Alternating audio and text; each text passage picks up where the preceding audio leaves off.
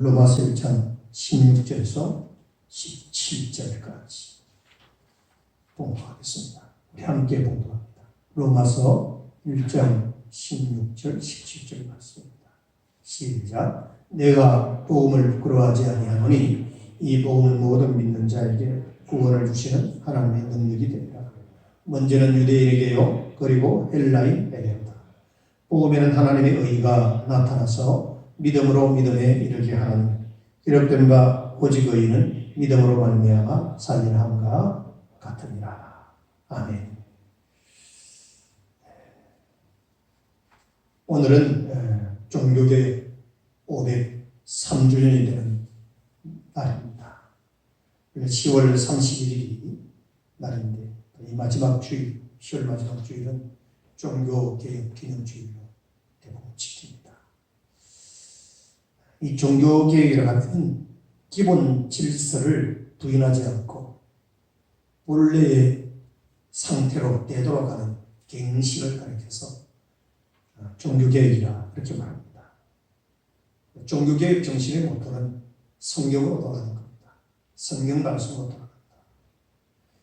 이 개혁하면은 어떤 형태, 영어로 폼이라고 하죠. 어떤 형태, 그리고 새롭게 다시 이 포옹하는 것, 새롭게 돌아가는 것, 이것이 종교개혁입니다. 이 종교개혁하면은 가장 우리가 먼저 떠오르는 인물이 마틴 루터인데, 그런데 존 칼빈이라고 하는 종교개혁자도 있습니다. 마틴 루터와 그리고 존 칼빈, 그 외에 또 많은 개혁자들이 있는데, 루터 다음으로 이어서 종교개혁을 완성하게 되는 훌륭한 개혁자가 존 칼빈입니다. 원래 프랑스 사람인데 이분의 본래 이름은 존 까르뱅입니다. 프랑스 사람이기 때문에 불어로 그대로 표현하면 존 까르뱅. 영어로 표기할 때 존 칼빈 이렇게 부르죠. 이 칼빈의 책 중에 보면은 유명한 불의 명작이라는 것은 소위 기독교 강류가 있는데 1536년에 초판이 나오고 1559년에 최종판이 나옵니다. 굉장히 방대한 기독교 교리를 잘 정리해 놓은 책인데 재방에도 있습니다. 번역에 대해서 3번으로 되어 있습니다. 아주 두껍습니다. 그래서 우리 기독교 교리의 바탕이요 근본 교리서입니다. 이렇게 500년 전에 어떻게 이런 책을 쓸 수 있을까? 왜 그런 거 아니? 칼빈이 기독교 강요를 쓸 때 나이가 27살. 27살에 기독교 강요를 썼어요. 이 세계 불의 명작. 요즘 젊은이들 27살이라면 물론 나름대로 또 어떤 분야에서 두각을 드러내는 사람도 있지만 보편적으로 27살 하면 세상 재미에 흠뻑 빠져서 즐기는 그런 세대 아니겠습니까? 그렇죠? 근데 칼빈은 아주 성경을 연구하는 데 있어서 인생을 바친 인물입니다. 존 칼빈이 프랑스에서 종교를 하려고 하니까 너무 핍박이 많아서 모든 것을 포기하고 독일 스트라스버그라고 하는 곳에 가서 조용하게 글이나 쓰면서 제자들이나 가르치고 내가 예생을 좀 보내야 되겠다 생각을 하고 프랑스를 떠나요. 그러던 중에 잠시 제네바에 머무릅니다. 스위스 제네바에 머무는데 제네바에 갔을 때 거기서 종교개혁을 일으키고 있는 파렐이라고 하는 사람을 칼빈이 만나게 돼요. 파렐. 이 파렐이 칼빈을 만나자마자 뭐라고 하는 거 아니? 칼빈 선생, 우리를 도와주세요. 여기서 종교개혁을 이룹시다 하면서 아주 적극적으로 파렐이 칼빈을 붙드는 겁니다. 그때 칼빈이 대답하기를 아니요. 나는 조용하게 가서 저술이나 하려고 합니다. 그렇게 파렐이 건면하고 또 부탁을 해도 부인을 합니다. 못하겠다는 거죠. 마지막에 파렐이 칼빈에게 강력한 요청을 하며 이런 얘기를 합니다. 하나님의 섭리 가운데 하나님이 당신을 우리 가운데 보내주셨는데 만일에 당신이 우리의 요청을 듣지 않고 저 시골로 가버린다면 당신은 저주를 받을 것이요 할 정도로 팔에는 아주 강력하게 칼빈에게 함께 종교개혁할 것을 부탁을 했습니다. 여기서 칼빈이 큰 충격을 받고 하나님이 나를 여기까지 보내셨다? 나를 제네바로 보내셨다? 이 나라를 위해서 내가 있는 것이다? 그리고 용기 있게 제네바의 종교개혁을 이루게 되고 오늘날과 같은 제네바를 이루게 되고 개혁을 완성하게 되는 역사적인 인물이 됩니다. 사도행전 2장 11절에 보면 하나님의 큰 일이라고 하는 성령님의 표현을 보게 되는데 이 말씀은 사실 신약 성경에 딱 한 번만 볼 수 있는 중요한 단어입니다. 하나님의 큰 일. 이와 비슷한 말이 마리아 찬송 가운데 능하시니가 큰 일을 내게 행하셨으니 라고 하는 누가복음 1장 49절에도 함께 나오는데 이는 예수님의 초자연적인 성령 잉태의 예고를 믿고 고백했던 마리아 예수 성탄에 대한 고백과 감사 내용입니다.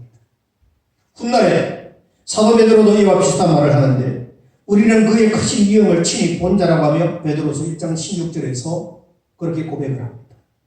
이는 예수님께서 변화산상에서 그 영모가 영화롭게 변하던 그 빛난 광채의 영광을 새기면서 베드로가 한 말입니다. 이 말의 뜻은 무엇인가 하니 무한하고 신비스러운 아주 무한하고 신비스러운 즉 무비의 장엄한 대사건을 두고 하는 얘기예요. 너무너무 무한하고 신비스러운 장엄한 대사건을 변화산상에서 그걸 보고 베드로가 고백을 하게 되죠. 우리 하나님의 천지창조가 무한한 장엄한 대사건 아닙니까?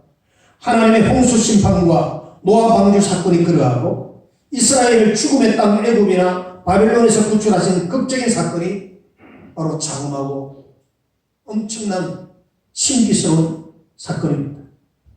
역사상에 꼭 한 번만 일어났던 하나님의 우주적인 대구원 사건을 두고 우리는 그렇게도 표현을 합니다.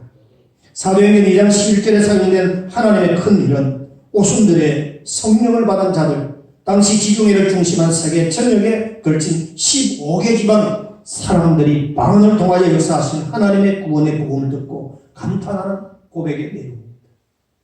오늘은 특별히 종교개혁 기념주일이기 때문에 과거 교회 역사를 우리가 좀 알아볼 필요가 있습니다. 그 나라의 국민이면 그 나라의 역사를 알아야 되고 우리가 그리스도인이라면 기독교 역사를 기본적으로 알아야 합니다. 역사의식이 없으면 우리는 신앙이 바르게 나아갈 수가 없는 것입니다.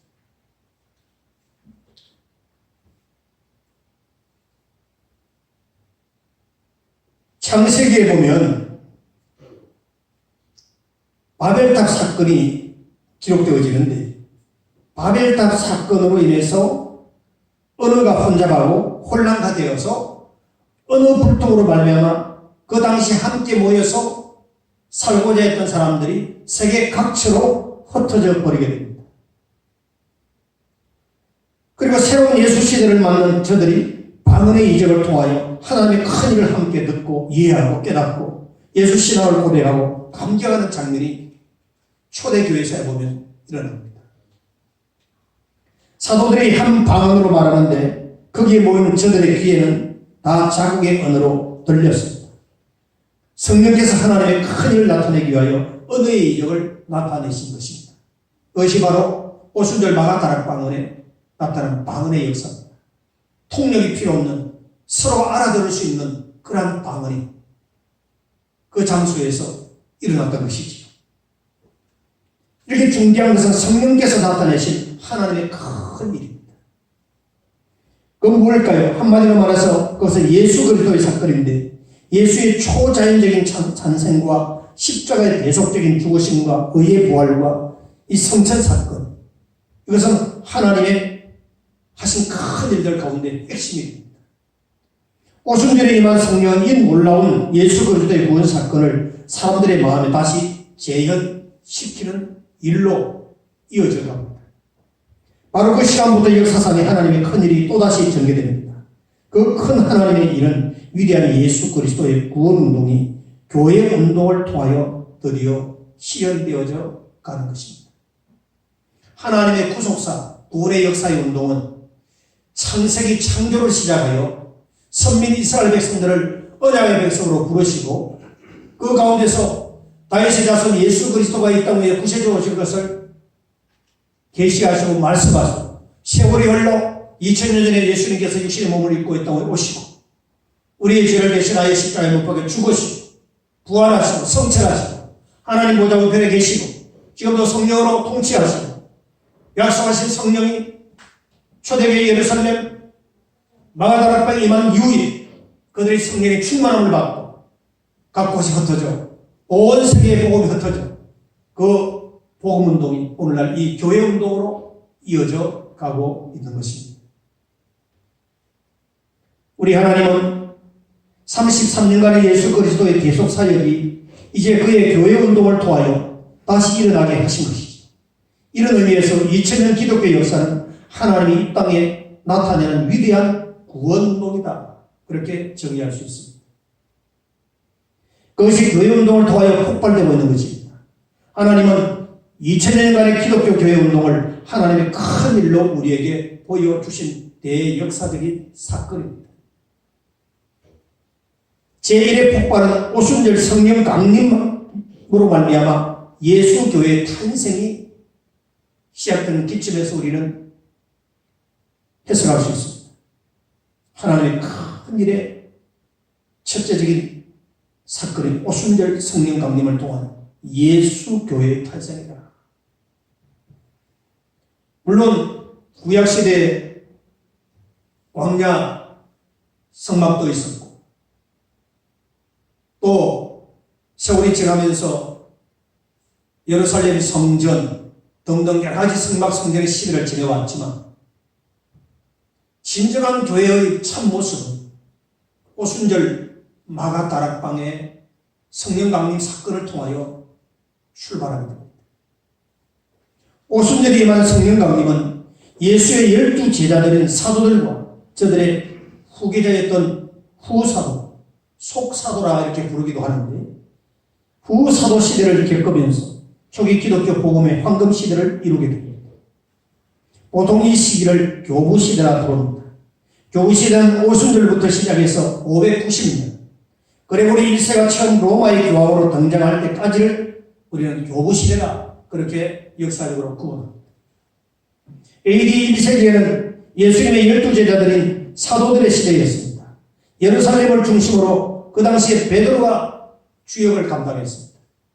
그리고 여러 소아시아 지역으로 흩어지면서 복음을 전하다가 순교하였습니다. 그 다음 수리아 안도역을 중심으로 바울이 소아시아 예배소를 중심으로 사도 요한의 복음의 주역을 하였습니다. 더욱이 바울이 주도하는 선교는 아시아를 넘어 로마까지 이르러 1세기 말경에는 로마에 가장 많은 기독 신자가 생길 정도로 교회는 점점점 많이 세워져 가고 있었습니다. 그 후에 사도들의 신앙을 개성하는 위대한 인물들이 하나님의 큰 일들을 감당하게 되는데 우리는 그 사람들을 속사도 혹은 후사도 시대라 이렇게 부릅니다. 그 대표적인 인물들이 바나바, 로마의 클레멘트, 이그나시우스, 폴리가, 헤르마스, 파피아스 등 이런 교부들 이름은 없으나 글로만 남겨진 니오그네투스에게 보낸 편지와 디다케 등이 있습니다. 이들은 다 사도적 교부라 이렇게 이름을 하고 있습니다. 기독교 변증가 중에는 순교자 저스틴 아드나고라스 등이 있고 헬라의 교부로 폴리갑의 제자였던 이레리우스, 판테네스 제자였던 클레멘트, 로마 셀베루스 황제의 핍박에서 순교한 순교자의 아들 오리겐 등이 있습니다. 라틴 교부로부터 북아프리카 칼타고의 사람인 터툴리안과 키프리안 등이 있습니다. 많은 역사적인 아주 대표할 수 있는 중요한 인물들을 제가 지금 소개하고 있는 것입니다. 이거는 교회 역사 속에서 나타나는 훌륭한 인물들이기 때문에 어쩌면 초기 이 서방사회 유럽 기독교 역사 속에서 흘러온 그 당시 사형대를 띠고 있기 때문에 그 당시 기독교와 국가는 뗄래야 뗄 수 없는 밀접한 관계였습니다. 기독교의 역사를 빼고는 세계 역사를 해석하기가 어렵습니다. 모두 초기 기독교 박해 의간을 숨쉬고 살던 자들이었습니다. 참으로 저들은 순교자 내지는 순교자적인 생애를 보냈던 분들입니다. 313년 로마 황제 콘스탄티누스에 의해서 기독교 신앙의 자유가 온 후에 저 유명한 기독론 교리의 옹호자 아나타시우스, 밀란의 감독 암브로스, 그리고 저 은총 교리의 선구자였던 북아프리카 히포의 감독 어거스틴, 제롬 등은 하나님의 큰 일을 감당했던 시대적인 별들이었습니다. 어거스틴 하면은 빼놓을 수 없는 참여, 굉장히 큰 영향력을 미치죠. 원래 이 어거스틴은 그 어머니 모니카 아닙니까? 마니교, 즉 이단에 빠졌던 사람인데 그가 예수 그리스도를 믿고 변화되어서 그의 참여력을 통해서 자기가 변화된 그러한 인생의 그런 일들을 하나하나 기록하고 있는 중요한 고전입니다. 어거스틴의 참여. 이들 다 하나님의 큰 일을 감당했던 그 시대의 인물들입니다. 저들은 모두 초기 교회 시대 이른바 기독교 박해 300년 여간을 전후하여 이 땅에 보냄을 받은 하나님의 사람들이었다는 사실입니다. 저들은 로마 황제 숭배 강요와 이교도의 미신 숭배 그리고 기독교 자체 안에 일어나는 여러 이단들과 싸웠습니다. 그래서 예루살렘 부흥 이후에 수리아 안디옥과 소아시아 로마 북아프리카 그리고 여러 지역에서 기독교 황금 시대를 이루었던 그 시대의 파수꾼들이었습니다. 수리아 안디옥 소아시아 어딘가 하면은 오늘날 터키입니다. 터키에 가면은 소아시아 7교회의 역사의 흔적이 그대로 남아있습니다.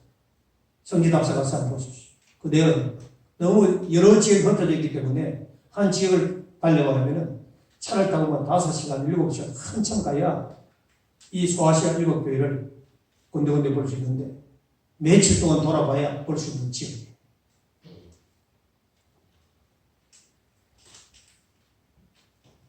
이렇게 오순절의 위대한 폭발력의 결과로 소아시아 교회가 힘차게 세워져가고 오순절 성령의 폭발은 다시 새로운 세계를 만들어내는데 충분했다고 하는 것을 볼 수가 있습니다. 이렇게 성령의 능력의 힘이 얼마나 위대한가.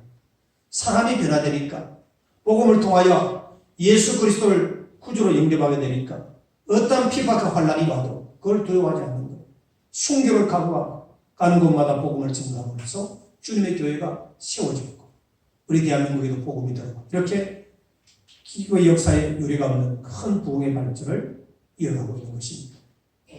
그리고 제2의 폭발은 종교개혁 운동입니다. 앞에는 오순절 성령 강림을 통한 초대교회의 예수교회의 탄생을 우리가 생각했다면 우리가 두 번째로 또 기억해야 될 것은 종교개혁입니다.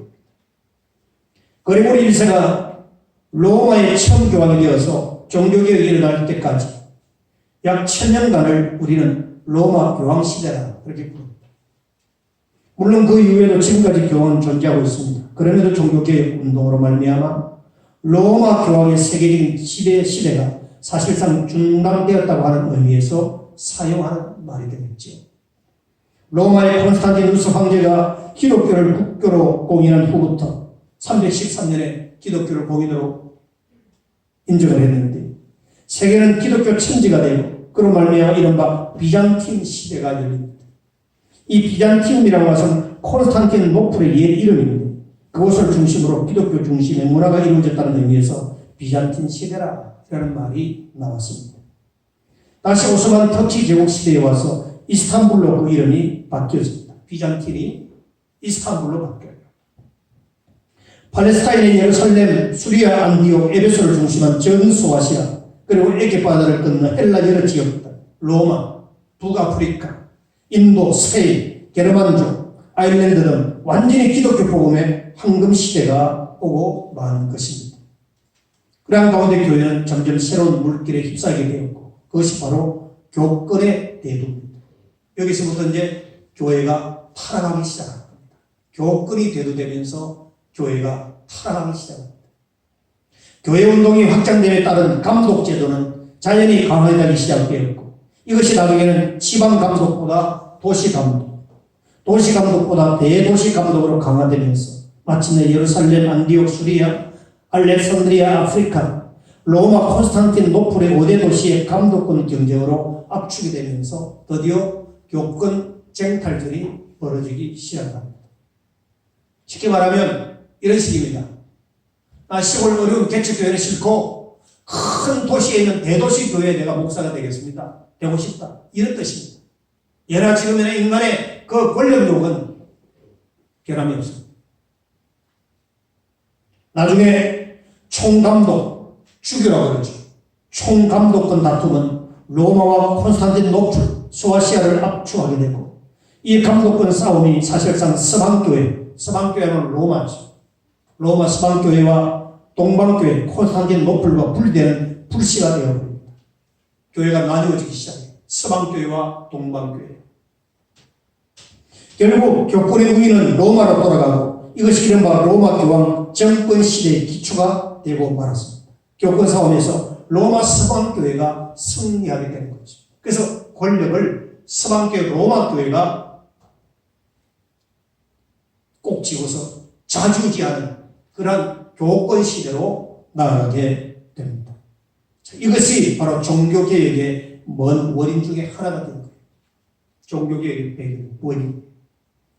그 후 천여 년에 가깝도록 로마 교황 총주교는 종교와 교육, 정치, 경제, 사회문화 전반에 걸쳐서 각오할 만한 역사적인 오류를 남기기 시작을 합니다. 교회가 타락하니까 마음대로 권력을 휘두르고 이상한 행태를 띠게 됩니다. 초기 교황 시대보다 교황들의 역사가 더할수록 저들의 타락은 극심했습니다. 중세기 로마 캐토릭의 종교적인 타락, 즉 교리적인 타락과 도덕적인 타락, 문화적인 타락의 수위는 사실상 땅에서 하늘에서 같이 사무칠 정도로 철저하게 타락해버린 한 시대를 볼 수가 있습니다. 성경을 따른 교리적인 타락은 총체적인 이단으로 꽉 차버렸고 신론에 있어서 하나님이 아닌 하느님으로 범신론적인 교리적인 타락이 드디어 드러나게 됩니다.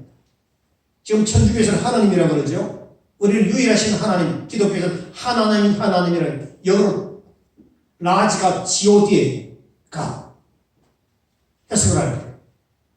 거기 천주교에서 말하는 god은 범신론적인 많은 신들 가운데 하나의 신으로 해석을 하고 있는 그런 범신론적인 신론 사상을 가지고 있는 것이 오늘날 천주교가 가지고 있는 신론이고 하나님에 대한 이해입니다. 그래서 그들은 하느님이라고 하는 간혹 우리 성도들이 하느님이나 하나님이랑 같은 것 아닙니까? 천만의 말씀입니다. 유일하신 하나님이십니다. 더 가십니다. 유일하신 하나님. 하느님이 아닙니다. 이렇게 신론에 대한 교리적인 타락이 중세시대부터 이제 이렇게 드디어 나타나게 되었다는 거지. 인간의 완전 타락을 인정하지 않았습니다. 오직 한 분밖에 없는 사대의 구세주 예수 외에 수많은 구세주를 구원을 기다렸는데 그것이 오직 믿음으로서의 구원이 아니라 사람의 공덕을 축적함으로써 구원을 받는다고 하는 이행덕구주의입니다. 여기서 여러분 한 가지 중요하게 천주교와 우리 기독교의 차이가 뭔가 구원론에서 한 가지 말씀드릴게요. 기독교는 오직 예수 그리스도를 믿음으로 말미암아 구원을 받는다고 하는 이신덕이라는 이신덕.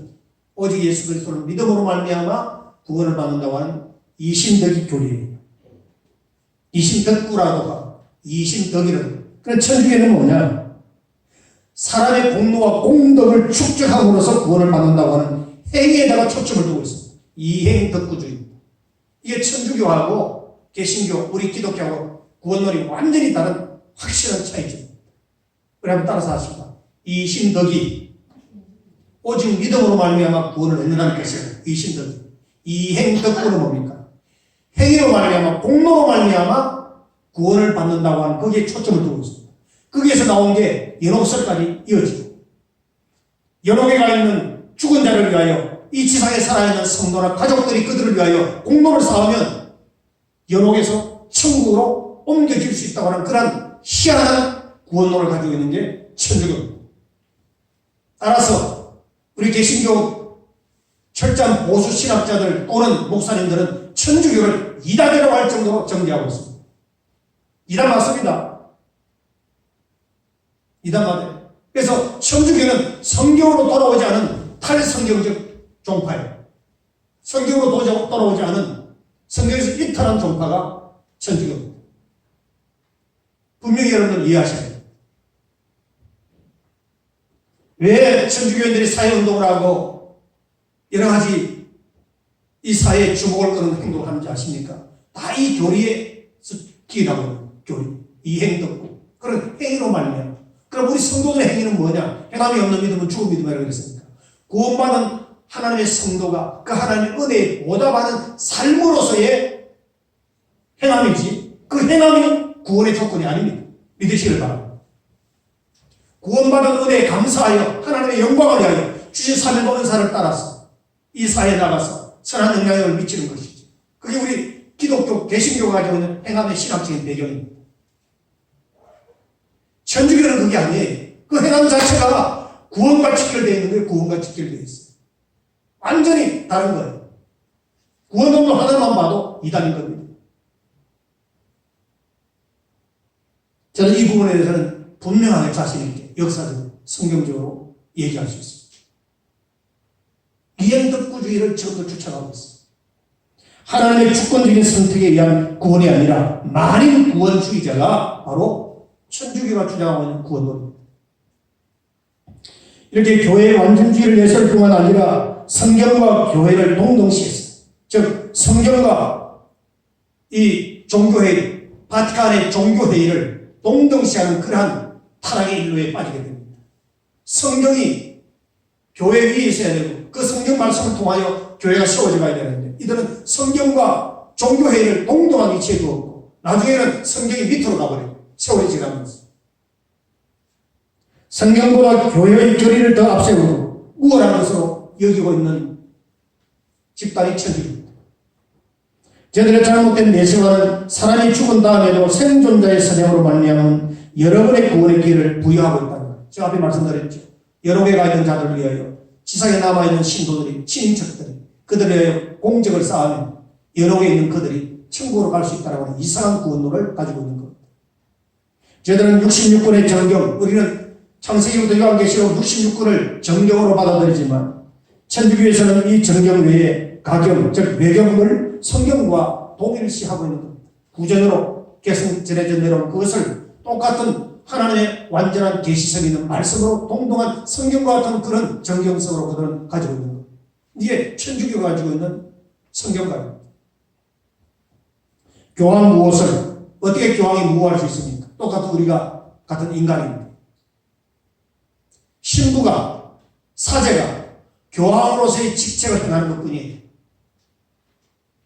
교황이 어떻게 하나님처럼 무호할 수 있습니까? 교황 무엇을 지금 천주교가 가지고 있는 아주 아킬레스건입니다. 교황 무엇을. 교황 한마디면 절대 복종.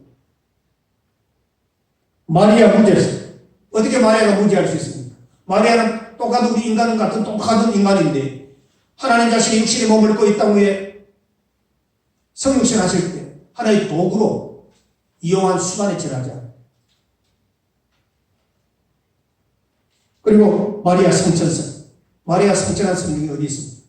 그것도 죽어서 끝난 거예요. 그리고 온갖 미신과 우상과 성상숭배, 성화숭배, 성골숭배, 천사숭배 외에도 이루 말할 수 없는 유물숭배 사상이 판을 치게 된 것이 바로 중세 로만 캐톨릭 종교개혁이 일어날 그 시대의 교회의 형태였습니다. 십자성어도 있고 성수, 묵주기도, 죽은 자를 위한 기도, 성모신공, 서벌기도 너무나 많습니다.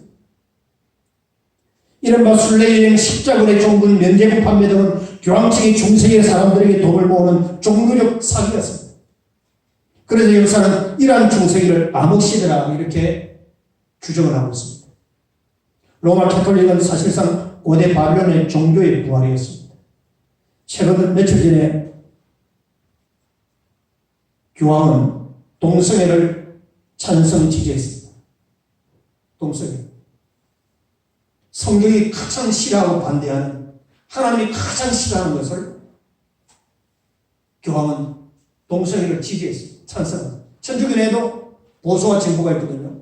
보수 교직자들과 성도들은 교황의 이 진보적인 동성애 찬성 지지 발언에 대해서 지금 난리가 났습니다. 천주교 내에서 서로 갈등하고 있어요. 물론 이런 암흑 시대에도 껴있는 그 시대의 파수꾼들이 많이 있었습니다. 그 대표적인 인물로 저 영국의 위클리, 보헤미아의 프라그 대학의 총장이던 존 허스, 그 제자들 제롬, 이태리의 사보나롤라또는 사실 종교계 이전에 색들과 같은 훌륭한 그 시대의 지도자였습니다. 마침내 하나님은 1517년 10월 31일 저 독일의 수도사 마틴 루터를 움직이기 시작했습니다. 그의 직접적인 동기는 속죄금 판매에 대한 도전으로 95개 종 이 항의문을 비텐베르그 대학 문제에 붙이고 공고 토론을 제의한 데서부터 시작된 것입니다. 면죄부 사건. 그렇잖아요. 이미 교회가 막 썩어 오는데 면죄부를 가지고 막 사람들을 속이고 사기를 치니까 그 당시 사제였던 루터가 이걸 양심적으로 도저히 보고 넘길 수가 없던 거예요.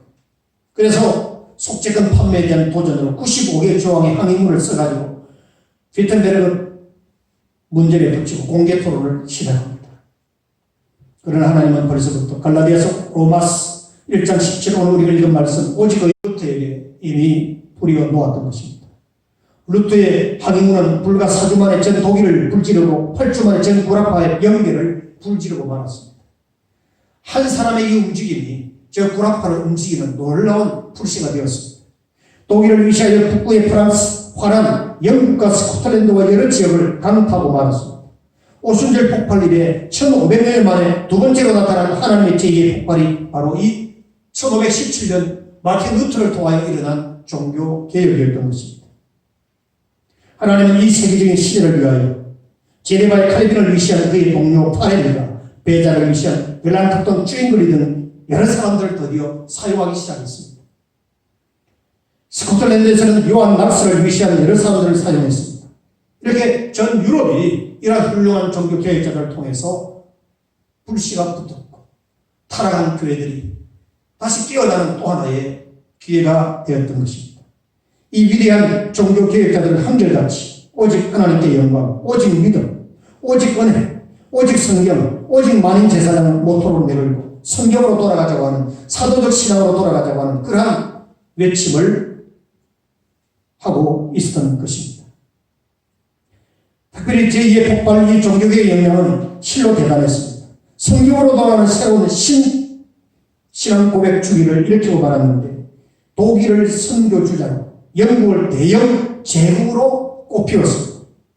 그리고 필그림과 청교도 운동으로 이어지는 새로운 미국을 탄생시키게 되었고 오늘 새로운 세계의 선진국들을 만들고 말았습니다. 이 다 종교개혁 운동을 통한 이 세계 문예부흥 그리고 정치, 경제 발전의 기틀이 이 종교개혁을 통해서 일어났다는 사실을 우리는 알아야 합니다. 사랑하는 성도 여러분, 1세기는 참으로 위대한 세계였습니다. 그것은 하나님께서 성령을 통하여 행하신 큰일, 위대한 예수운동을 재해시킨 교회 탄생의 시기였기 때문입니다. 하나님의 제1폭발이었습니다. 16세기는 참으로 위대한 세계였고 그것은 하나님께서 성령의 완전한 사물의 성경을 통하여 인류의 영혼을 깊은 암흑 수면에서 깨어나게 하고 부활시킨 제2의 폭발, 종교개혁 운동을 폭발시킨 시대였습니다.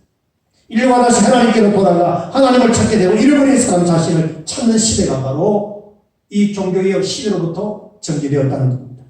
하나님이 사람에게 주신 이 영혼의 자유와 임금과 사랑과 그리고 모든 소유물들을 도로 찾는 시대가 바로 종교개혁 시대로부터 그 길이 열렸습니다. 하나님께서 본래 교회에 명하신 이 구속사적 선교사명을 재개하는 시대가 종교개혁을 통해서 그 불씨가 활활 타오르기 시작했습니다. 하나님은 이를 위하여 그 효과적인 성취의 수단으로 문예부흥운동을 주신 것을 기억해야 합니다.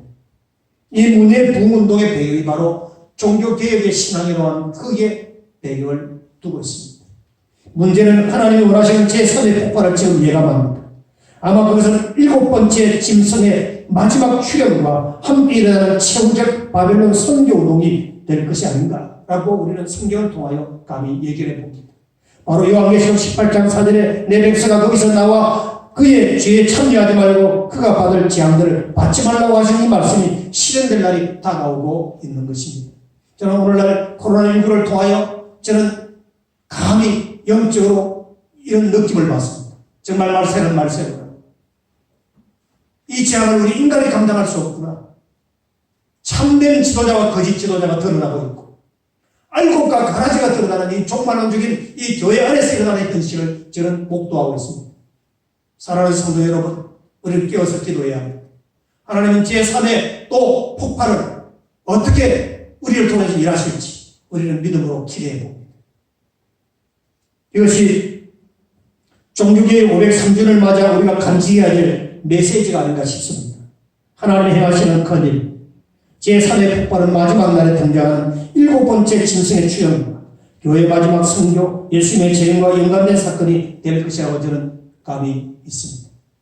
1517년 독일의 마틴 루터가 종교개혁을 했던 이 비텐베르그 시는 마틴 루터 시로 개명된 지 오래입니다. 오늘날 독일 전 국민의 98%가 기독교인입니다. 그것은 루터교입니다. 루터란입니다. 루터란.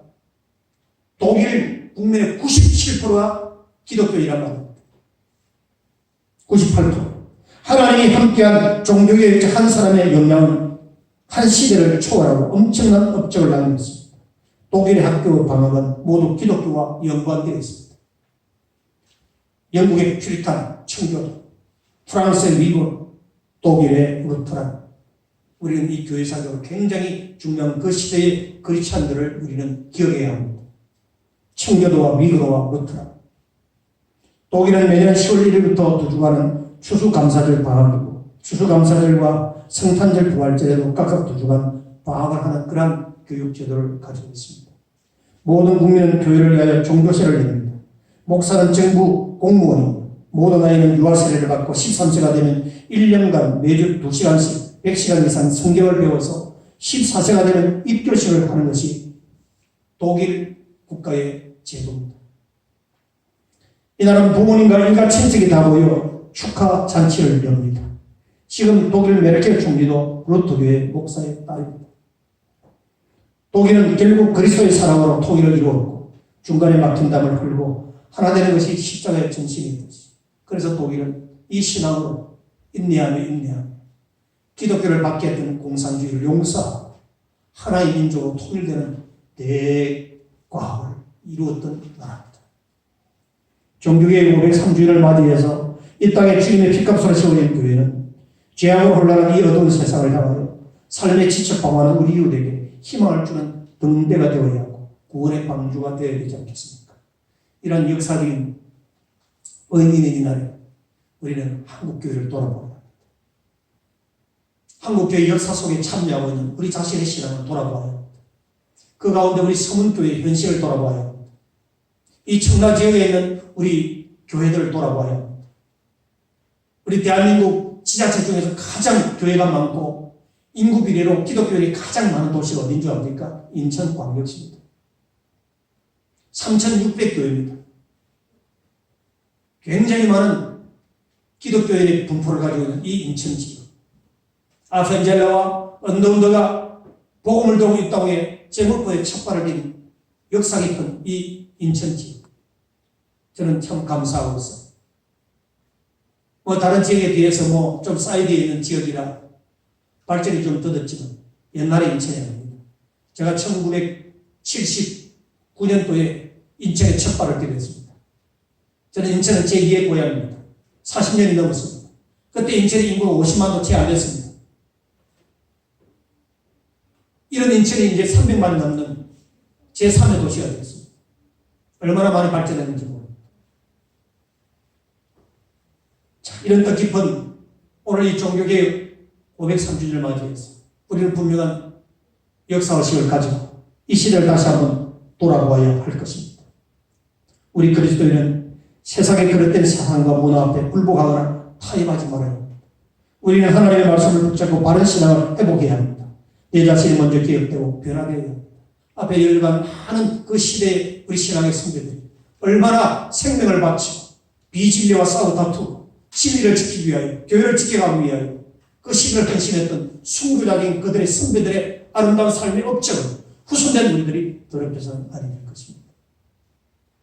성도 여러분, 우리는 오늘 하나님 앞에서 오직 성경, 오직 믿음, 오직 은혜, 오직 하나님의 영광, 이 종교개혁의 정신과 신앙을 회복하고 하나님의 큰 일을 이루시는 이 시대의 거룩한 교회 역사 주역들이 되기를 주님의 이름으로 축원합니다. 기도하십시오. 사랑의 아버지 하나님 감사합니다. 우리 많은 신앙의 선배들이 주님의 진리의 말씀을 지키고 교회를 온전히 세워가기 위해서 얼마나 헌신하고 희생하고 노력했는지 오늘 이 503주년 종교개혁 기념주의를 통해서 살펴보았습니다. 훌륭한 신앙의 선배 마틴 루터의 종교개혁과 그리고 우리 신앙의 토대를 완전히 붙잡아준 존 칼빈의 아름다운 이 헌신은 두고두고 우리 기독교 역사에 지울 수 없는 훌륭한 업적이고 귀한 역사의 산물입니다.